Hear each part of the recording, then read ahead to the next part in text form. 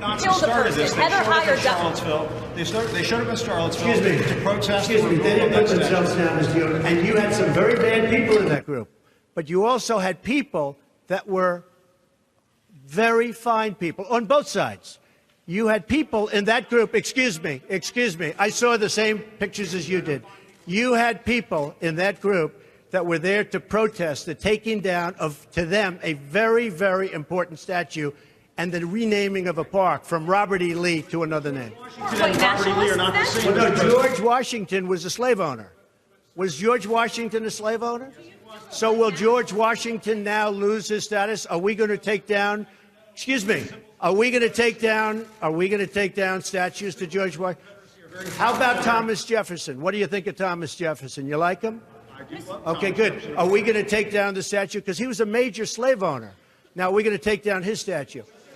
So you know what? It's fine. You're changing history. You're changing culture. And you had people, and I'm not talking about the neo-Nazis and the white nationalists, because they should be condemned totally. But you had many people in that group other than neo-Nazis and white nationalists, okay?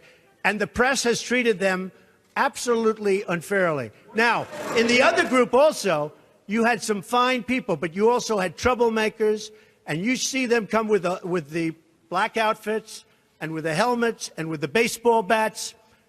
You had a lot of bad people in the other group too. Treated unfairly, sir. I'm sorry, I just didn't understand what you were saying. You were saying the press has treated white nationalists unfairly? No. I just didn't understand what you were saying. No. There were people in that rally, and I looked the night before.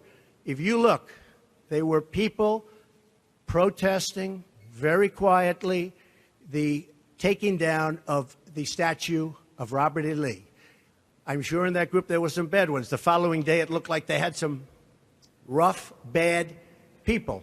Neo-Nazis, white nationalists, whatever you want to call them.